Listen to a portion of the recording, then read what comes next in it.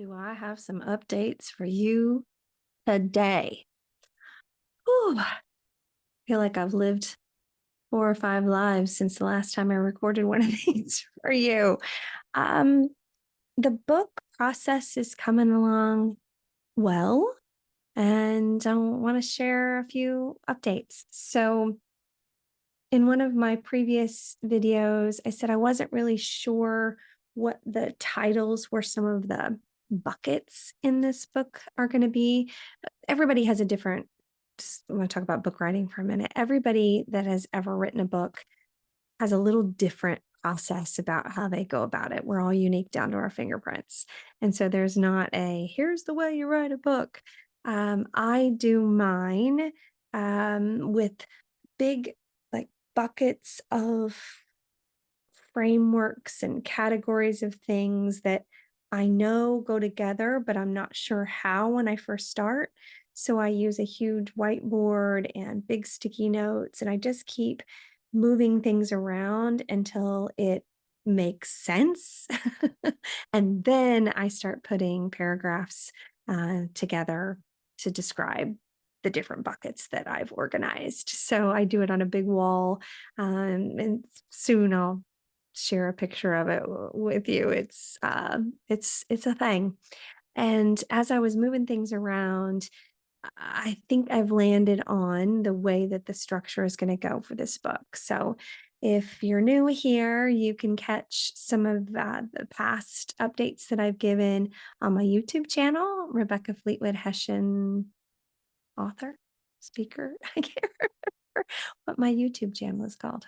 Anyway, maybe we'll put a link in here for that.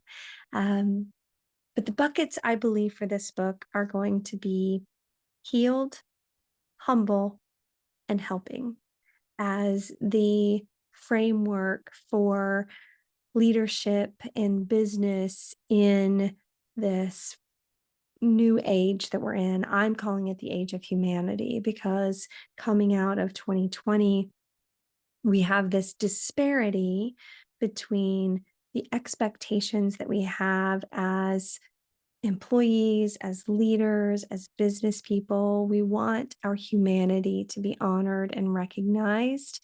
And the disparity is previously we were willing to go all in and prove ourselves and work harder and take care of the business and it will take care of you. Well, those are the foundations of burnout. And so we want to take back our lives, but there's this struggle because the way business has been run traditionally doesn't line up to those expectations very well. So how are we going to set new expectations that honor our human needs as people, humans, and get us the business growth that we also need? Because we need our businesses to thrive and grow in order to fund our lives. And so we want a new definition of success. And that's what I'm writing about. And so the new definition of success is to show up to work healed, humble, and helping. And under the bucket of healed is a variety of things about physical, and so personal, emotional, and social, the business is human framework. And I'll list all of those out. And then humble is, and I mentioned this previously, that we're not looking at hierarchy in business the way I see it. We're looking at laying that org chart down and saying leaders at the top and throughout the organization, everybody in the organization has value. Everyone's role is important. We're not better than, we're just different. We have a different something that we bring, different value and relevance and impact that we bring to the organization. And so there's a whole lot of stuff under that umbrella of humble. And then helping is that business is more of a community construct, a community framework, where it is about humans serving humans. So if you have a business, you provide a product or a service for someone or groups of someone's, that they pay you for that product or service because it makes their life or business better. And so when we go into it, seeing it as a human to human helping one another, it lights up the places in our brain and our nervous system that we need in order to feel fulfilled, that we're providing human to human exchange, reciprocity, that we feel better about ourselves because it's not just about going for a paycheck. It's that we're serving other humans with some really simple ways that we can do that is anytime we launch a goal or a project or something that we're looking to accomplish, that we are really clear on who is it for and why does it matter. So underneath that helping category is some of those um, reflection questions and actions that you can take to set up the culture as a human to human culture, not one that's only focused on the money making model. Whew.